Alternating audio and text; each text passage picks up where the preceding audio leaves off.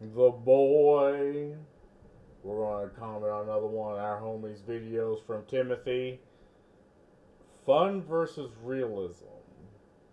That really.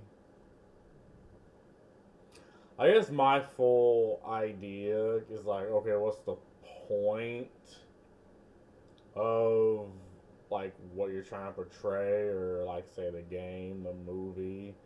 It's like, well, the point is clearly to entertain. So, funny will also do that. And obviously, realism, if that's the idea you're trying to get across, then sure. But I mean, I haven't watched this video yet, but I didn't even know this was an argument.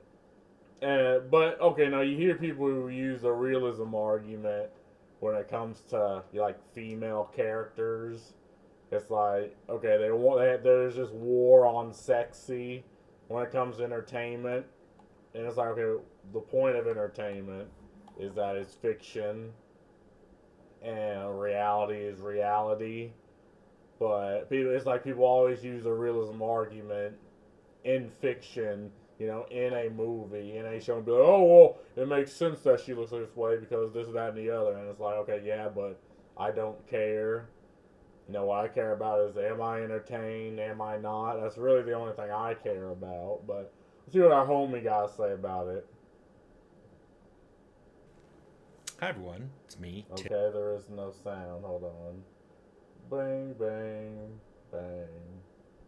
Tim, and today I want to talk about game design, fun versus realism. And this has come up in the past. I've often said in other videos, I like making games to be fun. I don't care about realism. I don't care about balance. I mean, I do.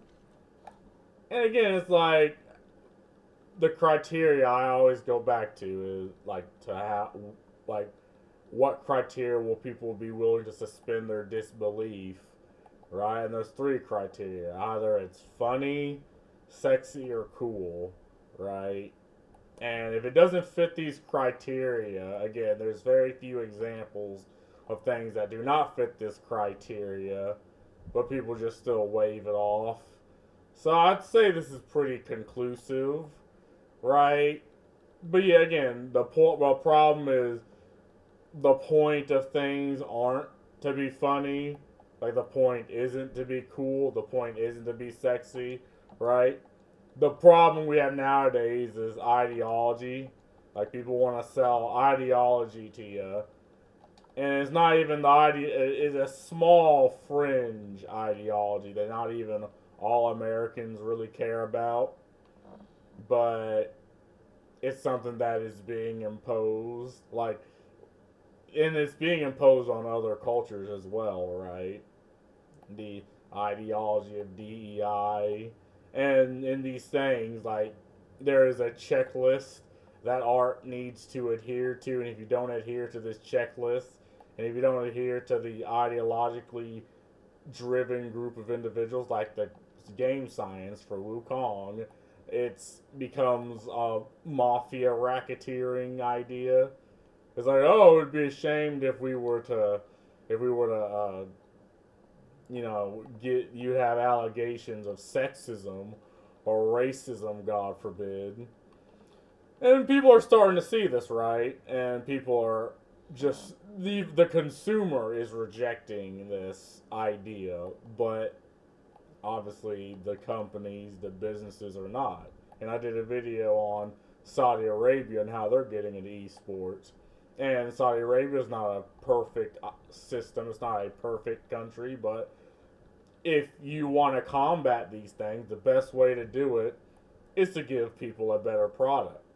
No, not morally shame them into consuming product. Just, hey, we have a better product, we have a better idea, and we're going to put it out and see if you like it. But to me, fun is far more important. And that's what I want to talk about. I want to talk about what I mean specifically in different parts of a game. So let's start with movement. This is one that we can talk about because everybody knows what realistic movement is. You know how high you can jump, you know how fast you can run. In almost every RPG, your character runs a lot faster than most humans and for a lot longer, way longer than Usain Bolt. You also jump way higher from a standstill or a broad jump. You jump way higher and way farther than most humans can do it. I had an old boss who called this the joy of movement. He actually thought this was a good thing, that having unrealistic running and jumping was a good thing for a game. And I agree with him. And this is an example of where a lot of people, they rarely complain, hey, this is unrealistic that my character can jump this far, because it's fun. And I love leading with this because I think it's the one area in an RPG I've never heard anyone say, my character can jump unnaturally high. It ruined the game for me. Never heard anyone say that. So obviously, at least in that, I think everybody agrees, fun trumps realism. Mm-hmm. But now let's talk hit points. Because I've seen people, especially when monsters have a lot of hit points and people call them bullet sponges and they think it's unfun and unrealistic.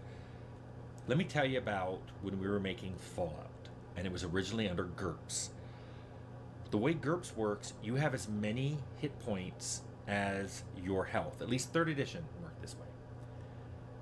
Which meant you started with around 10 hit points, maybe a few less, maybe a few more, and that's all you ever had. D&D, you may start off with less than 10, although there's a number of classes that can start with a lot more than 10. But every time you go up a level, you get more hit points, and that wasn't happening in our early versions of Fallout. And that was really hard to make the character feel like they were becoming progressively more powerful. The only way you had to do it was giving them better armor with better damage threshold and damage resistance. But that didn't feel like you. Yes, it lets you last a little longer in combat. The other problem we were having was, and I used to tell people this story all the time, was in D&D when you're being attacked, it's like you have a lot of health and you get hit, and you get hit again, and you get hit again, and you see your health dropping, you're like, I may need to heal, or maybe I need to run away. That's not my experience with GURPS. GURPS tended to be like this. I dodge and take nothing. I dodge and take nothing. I dodge and take nothing.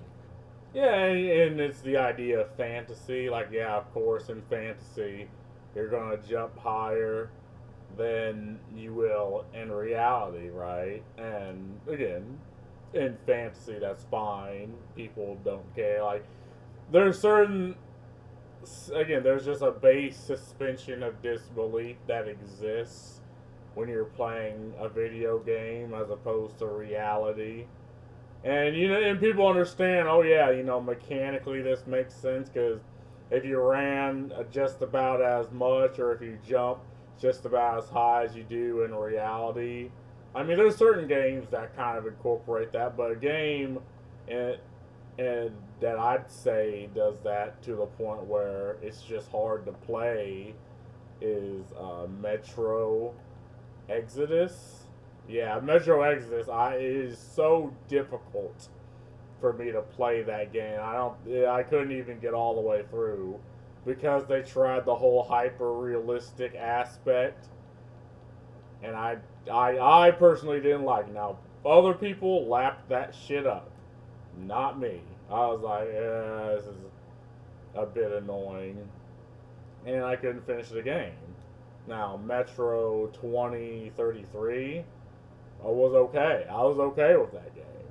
Now, granted, Metro Exodus was showing off, right? Because it came out at a time where, games were showing off things like innovation within entertainment. And some were hits, some were misses, but at the end of the day, they all were innovations. Nowadays, I doubt anyone really cares, unless it's like game breaking. But see, you have mods. If people want to jump, like say in Fallout, just mega jump like that bullshit that happened to Morrowind with that one wizard. You'll just install a mod. I mean, that would be fun. I hit and I'm pretty much dead. I'm either almost dead or I'm pretty much dead. And since your skills are reduced by the amount you took, anything you attempt to do after being hit that one time was at a huge penalty. So this was causing a lot of trouble in early Fallout. I remember somebody on the team said, when movies show heroes shrugging off an injury, uh, either during or after combat, we're not having that experience here. And I was like, yeah. And so we were thinking about doing the optional GURPS, splitting health and hit points into two and letting you buy up extra hit points, and doing that like way past what the rules were going to allow. But in the end, we went a different direction in Fallout. And then finally, Wasn't the first Assassin's Creed kind of like this? It was like you you did not want to get into combat with the first Assassin's Creed unless it was a final resort. So you really only survived one or two hits, but because it made sense, it was realistic, but it was also fun because the point of the game was assassinations. It's like you found, and again, that game had so many other innovations, like uh, you can literally just hide in a crowd of people because the guards just wouldn't even suspect. Like, yeah, you're out in the open, but you're literally effectively invisible because you're in a crowd. But yeah, in that game, combat was always just a last resort. Nowadays, most Assassin's Creed games, well, I guess it's fine in Valhalla, but nowadays even most hack and slash games, you have a health bar, you do a certain amount of damage. There's levels, there's skill points. These things increase your longevity, right? And I feel like you could still have that, but still sort of have that realistic bent that makes you like, okay, so maybe I don't want to get hit 1,000 times. finally, I talked about economy in a previous video, and I talked about how hard it was to balance economies. And this is where the fun versus realism thing comes in again, because in most RPGs, rewards are sources of money and wealth. You're given items, you're given gold directly. So that's a source coming in of wealth.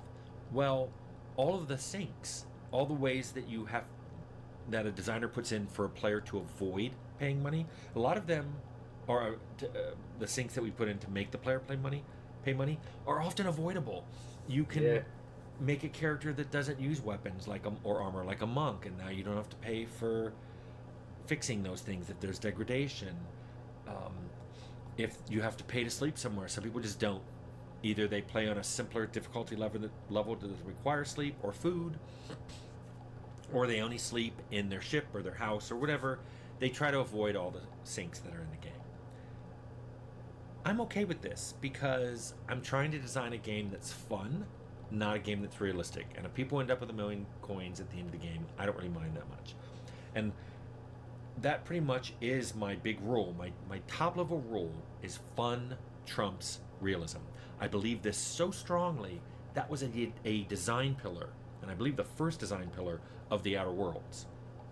And I had to use that when people were arguing that they wanted to change something because they thought it was a little unrealistic. I'd always say, if it's fun, we're keeping it, Mm. because fun trumps realism. If your only argument against something is this is unrealistic, we're keeping it. Now, note that doesn't mean that if rules are crazy, if they're hard to understand, especially if they're inconsistent, then you can make an argument for getting rid of them. But I would also argue that a lot of those kind of rules make the game not fun. If the game is too hard to predict what's going to happen and things are inconsistent, sometimes a rule applies and sometimes it doesn't, that's not fun. So fun seems to catch that. You rarely have to bring it up and say, hey, you're being inconsistent here. I'm like, I know, it's totally not fun. I also find that sometimes people get mad at a lack of realism, but what they really mean is when realism hurts them, but they don't mind when it helps them. Which And you can also argue that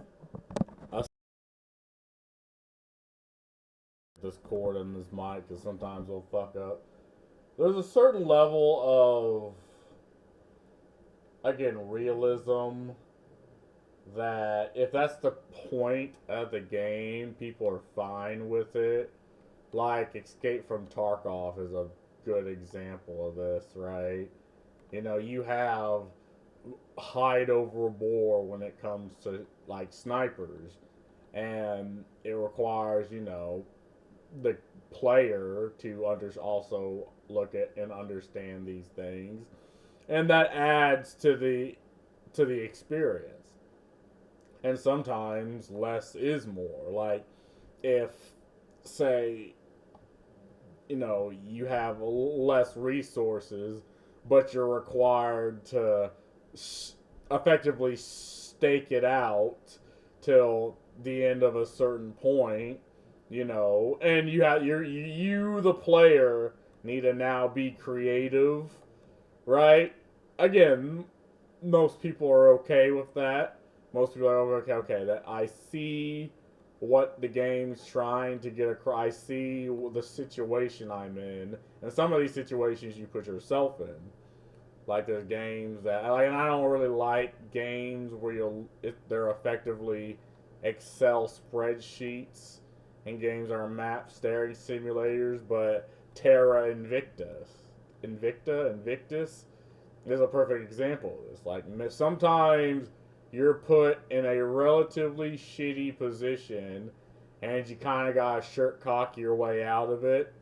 Now, you can do this by several different ways. You can take over a strong nation. You can try to put all your influence and all your RNG into taking over a stronger nation with a higher amount of resources, or you can fuck over your enemies. So, okay, I'm in a bad position, but I'm also trying to fuck with you, so you're in a bad position. You can, weather the storm within. I mean, these all add to the fun, and they're also realistic, right? I mean, the game you tries to use a one for one idea of the GDP and all that we have, and it uses all the countries. Now it kind of smashes a couple of countries together for the sake of brevity, but at the end of the day, it's realism and it's fun, and how little you have starting out adds to the experience when you get to the point where you're in space and you're throwing hands with the aliens, right? And that's cool. People want that. Like that's what makes the game, that what gives the game its fundamental appeal. And again, you can add mods that make that shitty, make all that streamlines all of the management and all of the spreadsheets, but uh, like you're taking away from the game if that's what you try to do, in my opinion. Seems a little teensy bit hypocritical. I'll give you an example. I think in Arcanum, when you stole an item, people just knew it was stolen. Yeah. That's why you had to go find a black market fence to sell things to. And people would complain, well, how do they know it's stolen? How do they magically know that item is stolen? And I'm like, well, that's interesting. Because that item you stole, you saved scum to get the lock picked. And then as soon as you grab the item, you fast traveled away. Neither of those. Yeah, and again, some of those things are there just for balancing reasons. And older games didn't much, like, it's not that they didn't care for balancing. It's just that there are ways and ideas around it. Like we all know all the games that have bugs and glitches and things that go around them. And people are, oh, well, it doesn't make sense that everyone, and he's probably going to get into it, but he's like, oh, well, it doesn't make sense that everyone just knows what you stole. It's like, well, I mean, you're literally crouching in front of a motherfucker and they're not asking what the hell you're doing. Like, you're like that crackhead addict that's like crouching everywhere, and the guards aren't being like, "What the fuck is he doing?" I mean, because it is a game. Now there were a couple of games that actually people reacted to you being suspicious, but they're few and far in between. It's like, but you don't argue that being unrealistic, that you're hunched over like a fucking goofy goblin, and you're just waiting for that guy to turn his back for a nanosecond and snatching that shit. I mean, Those things are realistic, and I don't hear you complaining about those. So that's why I always did the fun trumps realism, because things can be fun if they help the player or get rid of drudgery. They can also be fun if they introduce some challenge. I don't care whether they're realistic. I just care whether it's fun. In fact, if I had to make a list, fun would be first. Realism, probably in my top 5. It might be third or fourth. It's in my top 5, but it's not up there. It's not. I'm sure. It's certainly not second. I'm trying to think of what second would be, but it's not realism. yeah, I mean, I guess for me, second would be artistic intent. Like, if you intend to have a realistic game, right? I mean, one, you gotta understand that it's still just a game, and there's still going to be things that you just cannot account for, like the glitches. And there's certain things that, well, you can't code in every single reaction. Like in Morrowind, you can't code in every single reaction of every single person to everything the player will do, even if they're crouched up against the wall and they're crouch jumping and they're teabagging a dead body. You know, you can't code in every single minute idea and how the NPCs will react, right? But again, if realism as far as functionality, as far as gameplay is the game you're trying to make, well, that in itself can be a level of fun, right? And people seek that out. Again, in the case of Escape from Tarkov, people play it because of the limitations you have, you know, in the fact that everybody else has these limitations. So you all are playing by the same limited rule book, and it becomes a test of skill at that point, right? Because, oh, someone maybe has a better vantage point or a better weapon, or oh, someone might, like, two people are shooting at each other and they're not getting one tap, but one hits the head and does more damage, or one, or even if none of them die, one gets wounded and now has to take time out of, checking around to heal their wounds and bandage up. And the bandage stops the bleeding. I don't think it heals you, or does it? And I've never played it. I'm trying to just give the overarching idea. But yeah, I mean, people seek out that level of realism in games, and that makes the game fun on its own, you know? I rarely even have this discussion when we're talking about the science weapons in Outer Worlds. Certainly, realism didn't factor into those. I wasn't like, Yeah, anti-gravity gun. I out don't of think the. so. It was, this is fun. This shrinks people. The whole face rearranger one was just started as a joke, and now it's a science weapon in the shipped game. Yeah, I I love got that. that too. So, for all you people who are embarking on game design, here's my recommendation. 1, make your rules and stick to them. Don't necessarily worry about whether those rules are realistic. And don't worry about whether they're pro or anti-player. Don't worry whether this rule is something that helps the player out or this rule is something that will challenge the player. Don't worry about that. Just worry, is this rule fun? Will the player have fun with this? Yeah, well, worry about fun, but also worry about artistic intent and artistic vision. You know, those are the things that I'd worry about. If I'd make a game, I'd be okay. What am I trying to portray? Am I trying to have a little bit more realistic idea or a little bit more of a fun idea? And see, okay, how does this coincide with the greater game as a whole?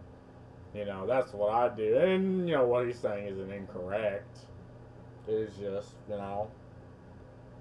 that's what I'd look into. Make sure all your rules are consistent. Don't do something like this works for the player, but NPCs, it doesn't work for the NPCs. I There are some things I get around on that. Like, it's fun to knock a NPC out, but it's not fun to knock a player out. Yeah. So even though that's a little inconsistent, I allow it. It's mostly things like, if this is a place the player can get to, an NPC should be able to get there too. I don't like the player being able to climb up to something and then attack things from that perch, and other people can't get to them. So I like consistency. But, and here's my big caveat, and I've talked about this on save scumming and player hoarding, and when people ask about whether I disliked speed running, here's my rule. I want players to explore the world I created. With those rules, which were made to be fun and consistent, I want you to explore that world and have fun with it. And if you discover an exploit, have fun with it. Yeah. I like exploits. I'm more worried about a player not being able to reach the end of my storyline in my RPG with a valid character. I'm much more worried about that than a player reaching the end of the storyline with 1,000,000 coins or having robbed every single vendor along the way. Yeah, and Japanese RPGs are like this. They understand that their players are going to min-max the fuck out of the game. So they literally have content for that in the game. Like, there's a Japanese JRPG that I played where there's literally a boss that is like effectively the god of that universe, right?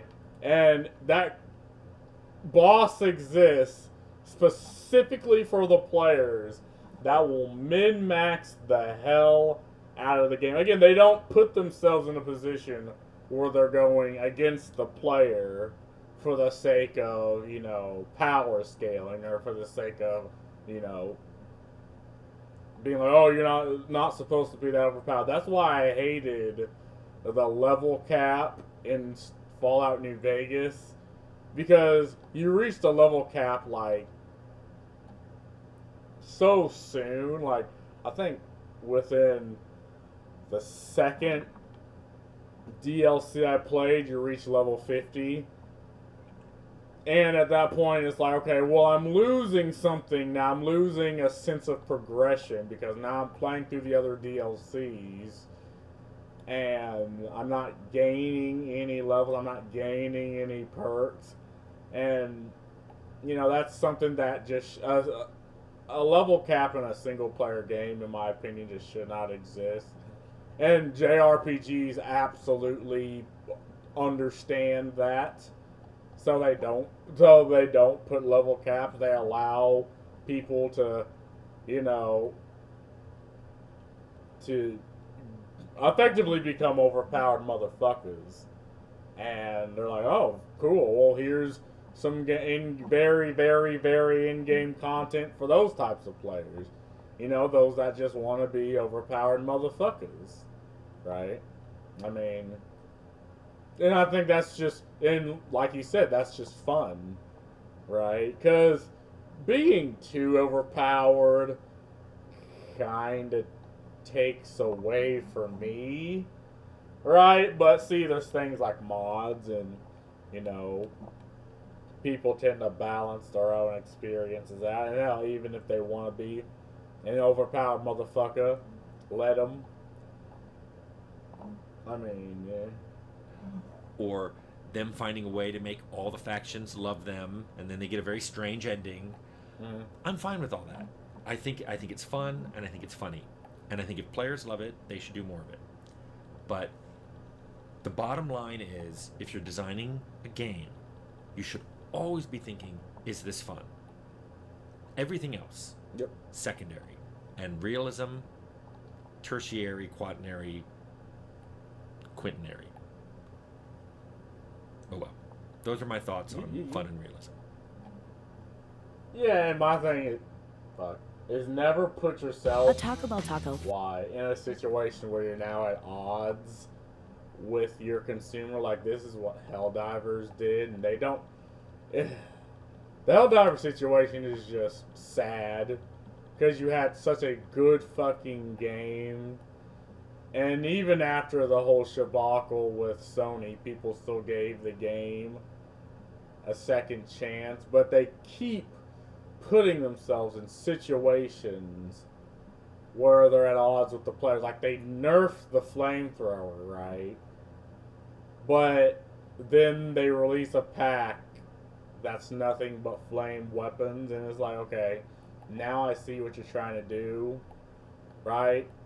And it's like what players want to do is they want to drop down with four of their buddies, kill just hundreds of thousands of bugs, gloat about their hundreds of thousands is a lot, but thousands of bugs, gloat about who has the highest kills or who does the most damage, and then fucking extract, they want to face down just hordes of bugs. But again, they put themselves in positions where they are now at odds because they do those things. And well, you have the whole community manager shabacle that, I mean, everyone knows. I don't really want to get into it here right now.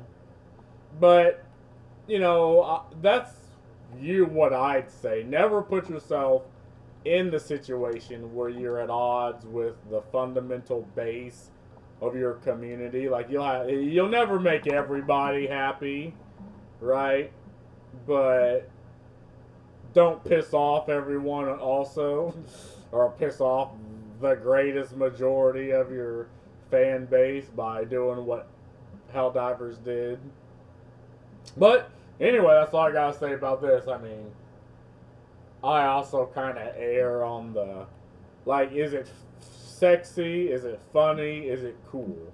That is my criteria. And if it doesn't fit this criteria, why the hell is it in the game? I mean, you don't need every single facet of the game to be this, but there are, again, specific artistic choices and artistic designs that people know are specific artistic choices and designs. And they, even if they can't articulate this, they will filter this through the brain and be like, okay, this is funny. My suspension is disbelief, or my disbelief is suspended, or oh, this is sexy. My disbelief is suspended. People run through these things in their own head. But that's all I gotta say about this. Peace.